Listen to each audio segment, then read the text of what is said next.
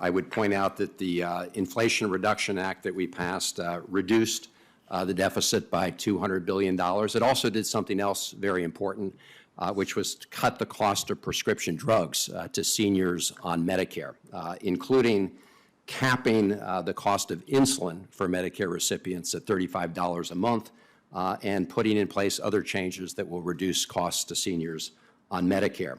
I applaud you and the President for going even further in this budget in terms of saving costs for seniors on Medicare when it comes to prescription drugs.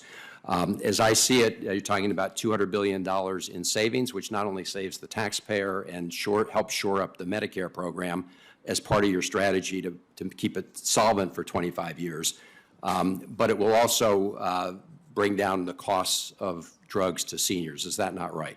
That is correct. And Senator, one thing we have not talked anything about is outside of the Medicare population, this President has put in for the proposal to cap insulin prices for all Americans who have private insurance at $35 a month.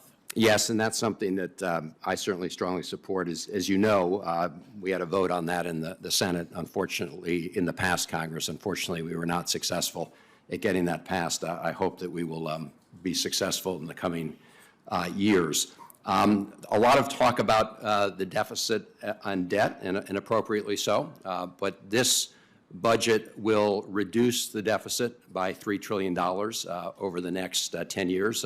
We're all looking forward to seeing alternatives that are put out there. I know the House Freedom Caucus is talking about various proposals. We're all eager to see what they would do in terms of their budget proposals. The House Republicans really need to put something on the table. But let me just say, with respect to the deficit and debt, I also applaud the President and the Biden administration for looking at the issue of how we tax work unfairly relative to wealth. And the President has a number of proposals in here to help change that equation so that working people don't face higher tax rates than people who make money off of money. If you look at the long-term impact of the President's revenue changes in this budget, as I look at it, in addition to the $3 trillion deficit reduction over the first 10 years, the projection is $7 trillion in deficit reduction in the second decade. And while the debt as a share of GDP will rise because of the baby boomers and more people benefiting from Medicare and Social Security, under this budget, you stabilize the debt to GDP ratio in 2042. So could you just talk a little bit about that? Sure, Senator. Look, there's a choice here. We can zero out programs that communities depend on in the name of fiscal responsibility.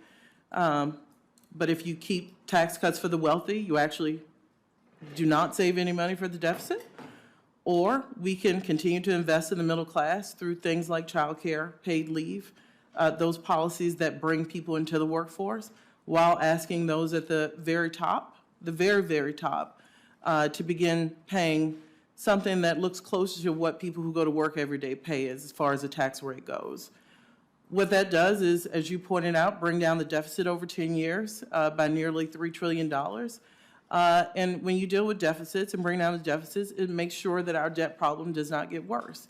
As you pointed out, we do have a population that's getting older, but what we can do is make sure our deficits are under control. And we're happy to enter into conversation with anyone who wants to talk about that. But this President is very clear. He believes the economy grows when you focus on those in the middle and working families.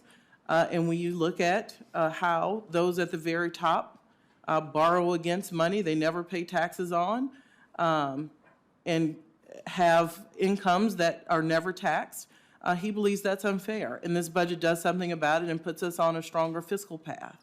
I agree, and you know, I think it's been pointed out here that if you look at the total accumulated United States debt, a quarter of that was accumulated during just the 4 years of the Trump administration.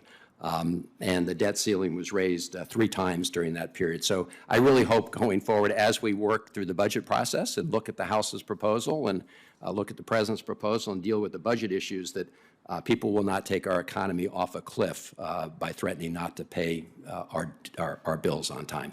Thank you very much. Thank you, Mr. Chairman. Thank you, Senator.